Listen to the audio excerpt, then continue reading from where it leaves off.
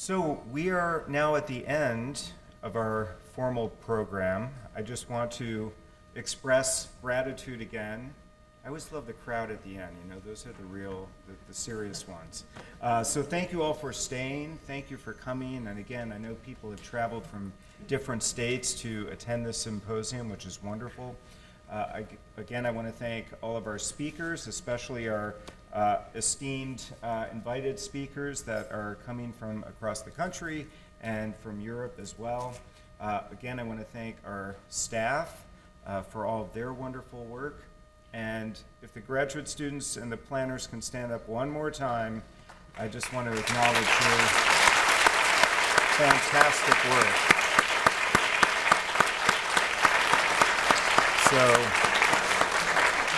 So cool as part of your grad school experience, you could look back that you played a key role in a landmark event, at least here at the University of Michigan.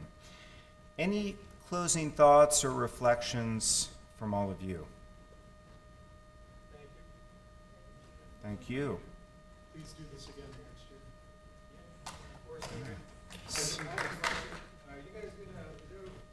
way to see the Rick Strassman presentation? We'll try to figure that out. I think the whole conference is going to be on YouTube, and I'm sorry I'm responsible for that debacle. I thought it would work out well with people over there, but unfortunately we did have some AV problems. But we'll figure it out. I mean, it was recorded, so I don't see why it can't go up on YouTube along with the rest of the conference. So thanks for asking, because that was a really interesting thesis, and I think it is worthy of serious consideration. I'd like to thank you for opening it up to interested members of the public. So that's the capacity I'm attending it today, and it's been wonderful for the purposes that I chose to participate. Yeah, that's great. I mean, I think it's been great, and Emma and I were just chatting about it before. It's been so wonderful to have people from the community. We should encourage a dialogue. And somebody talked about doing this next year. I think I'm going to need a few days before I can ponder that. But what might be of additional interest, like topics maybe that have come up that we might include in a future session, or something maybe that's been on your mind? You'll have to speak loudly because you're all the way in the back. Interested in perhaps actual working therapists. I don't know exactly what the legalities are. Are there people in Michigan, for example, psychiatrists, clinical psychologists, who can offer psychedelic-assisted psychotherapy at this time? Yeah, great. So maybe moving more, and that's the thing, I'm wondering if we could maybe spin off on a few of the different lines of investigation or action, and having more of a workshop or something that is really focused on the clinical aspects might be interesting. Any other thoughts? Yes? Having patients who could help psychedelic-assisted therapy would be amazing. That's a great point. So the point was about patients who have been through this, or individuals who have benefited from this. Wonderful. Bring Dr. Robin Carhart-Harris. I've already brought Robin Carhart-Harris in fact, to this very room a few years ago. We've had a symposium on altered states of consciousness. He gave the keynote address.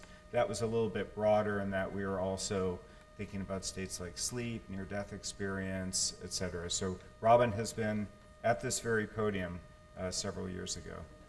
Yes? Yeah, this sort of spoke to my point that I made earlier about this local community, but there's a lot of people doing this work in this community, and it'd be really nice. And I absolutely love getting people from all over also bringing that here. But I would love to have sort of a bridge of people doing this work outside and also in this community. Thank you. I think, was there a comment next to you? Yes. I would be interested in learning more about working with spiritual emergencies in comparison to how I learned as part of this psychosis. Okay. Focus on spiritual emergencies. Yes.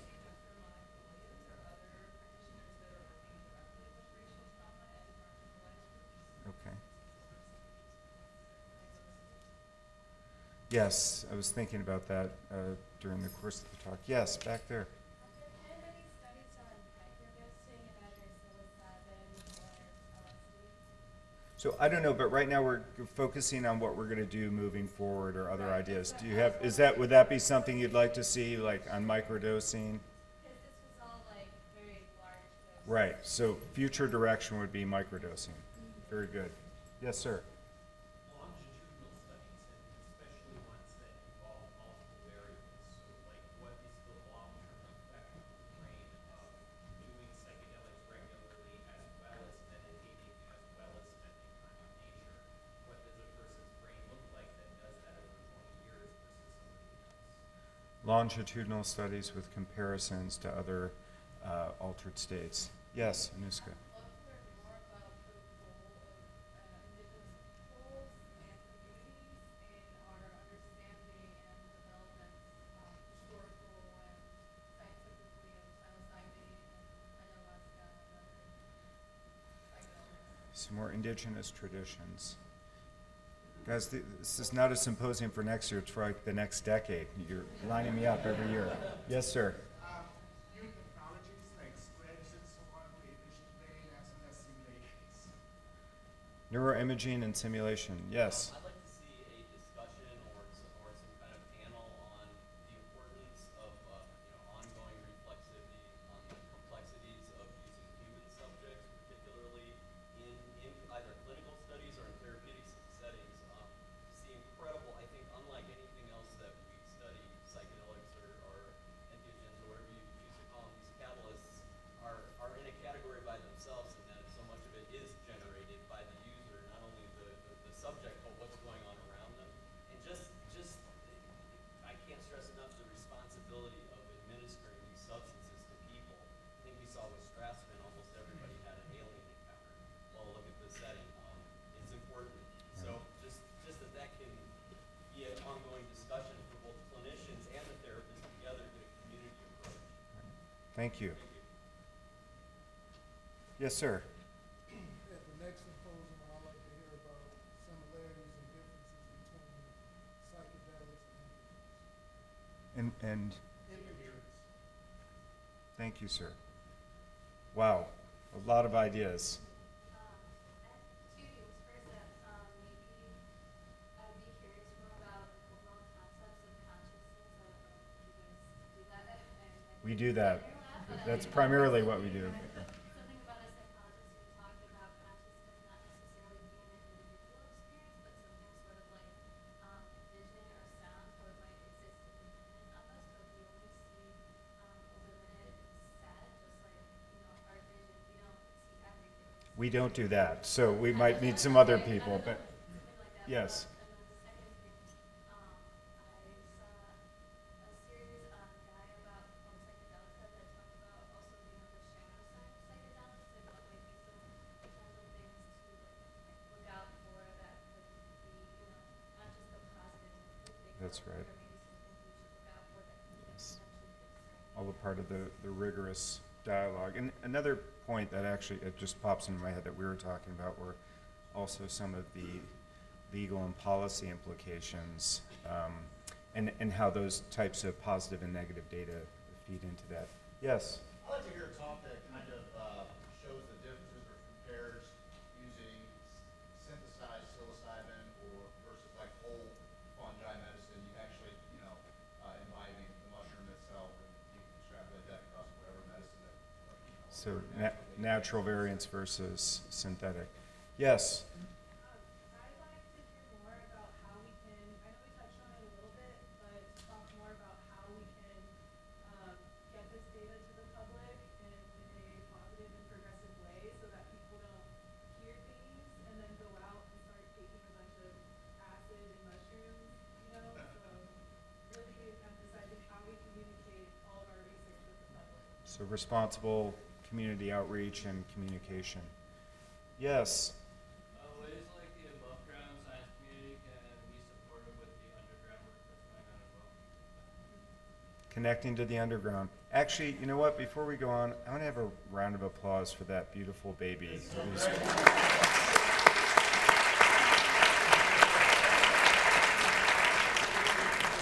I don't know about you, but that beautiful little boy just all day has just kept my spirits high. He's on the ultimate trip, I think. Yeah. Oh, I'm sorry, ultimate journey. Yes. Yes. Greater outreach to undergraduates on the campus and how they can be involved in your Excellent. So I've talked a lot about the grad students. Now we have to start engaging the undergrads. Yes. So this clearly this year was a neuroscience symposium. You already mentioned about the possibility of next year or sometime in the future having a summer workshops that focuses more on therapeutic clinical techniques.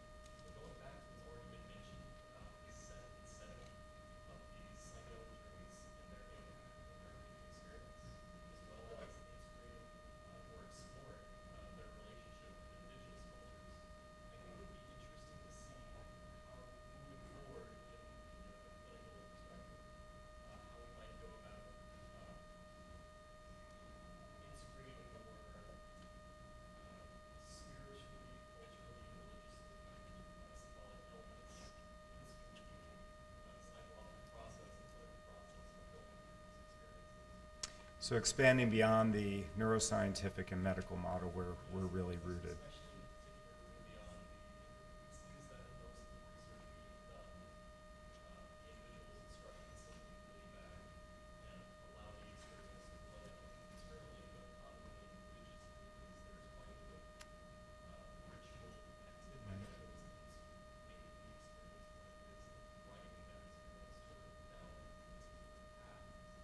That allows them to use as very specialized tools to get particular results. So the interpersonal and community dimension. Yes. This is actually a suggestion for another commentator who requested maybe a presenter on the origin of consciousness as related to these. Sir Roger Penrose, I don't think you might not be able to get him, but he wrote a paper with an anesthesiologist. Can't remember his name. Stuart Hammeroff, Yes, Hammeroff, right. or as we call him, Uncle Stu. We know, yes, I know Stuart very well.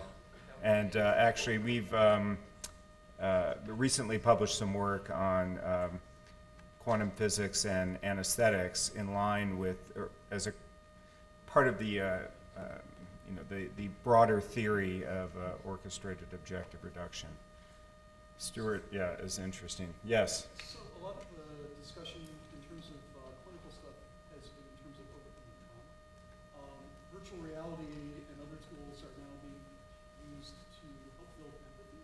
So not necessarily with people that are struggling with trauma, but moving people ahead just in general to understand sexism, racism, etc., by changing their perspective, basically. So things that are sort of moving us forward, Wonderful. not necessarily just in the Wonderful, and ties in with some of the questions on technology. Let me find out who hasn't had a chance to speak, because I think we have, okay, this is a new comment. Yes. I'm curious about psychedelic assisted therapy in chronic disease management, like diabetes, for example. Great. So chronic diseases that aren't primarily psychiatric, but certainly have a lot of sequelae. Any other new comments? Yes, sir.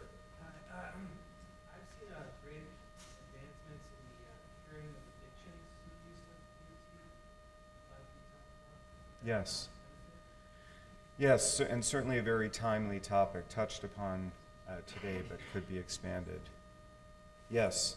So I'd love to see more about psychedelics as a tool for human consciousness evolution, past and future. Interesting. The evolution of consciousness through psychedelics. Let me make sure that another new comment. Yes. I'd like to see more how we can, a lot of people who've dealt with trauma or coping with mental illness have lost touch not only with their bodies but breath work. And I'm really interested in, especially some of the comments, how some people block the work with MDMA, for example. The veteran, I was struck by his breath work and how it seemed to really access his vagus nerve. And I would like to see some of the vagus nerve research going on there and the connection with serotonin and the gut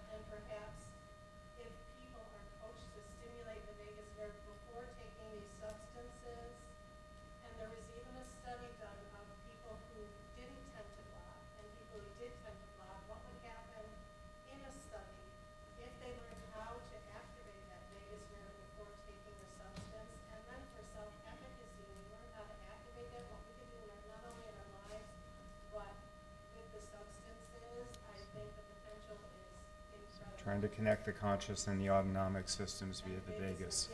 Yes, sir. I'd love to see us. Oh, sorry, but I'd love to see a study on like political allegiances and opening of the mind. Maybe you can have some sort of, you open your mind, you get to see the world a little bit better. If, these political allegiances, if they would change, maybe I just want to give political leaders MDMA. I don't know. Yes.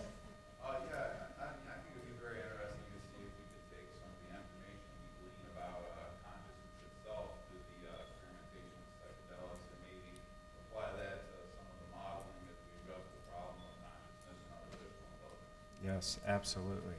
Okay, now, Rumsey. So a lot of people presented their individual research, which is awesome. I also think it would be really nice if we had somebody present a more like a review or a general framework of like what we believe about the general way psychedelics work, especially like network disconfiguration of the decoupling network. So sort of a broader context before getting to the original individual data. Yes.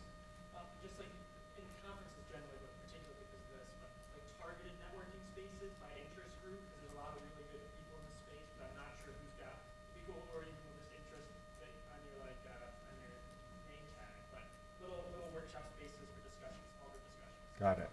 And maybe some more time for that. Yes. This is a little bit like out of the human body, but recently. Did you say this is out of the human body? Yeah. Okay, all right.